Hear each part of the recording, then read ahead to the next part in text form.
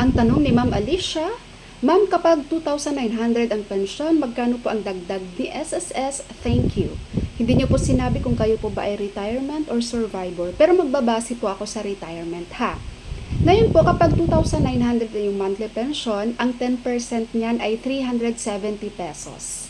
Ngayon po, kung naabutan nyo ang first round, kung pensyonado na kayo as of August 31, 2025, kumbaga nakaabot kayo sa increase ng first round ng September 2025, sa first round nyo, ang tunay nyo ay naging 3,190 pesos. Ngayong second round naman ng June 2026, yan po ay naging 3,509 pesos.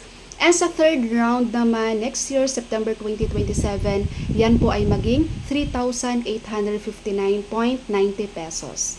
Pero kung sakaling pong hindi kayo umabot doon sa tatlong increase, kung ang naabutan nyo lang po ay ngayong second round, ngayong June 2026, ang iyong 2,900 po ngayong June 2026 ay maging 3,190 pesos. At sa final increase next year, yan po ay maging 3,509 pesos. Clear?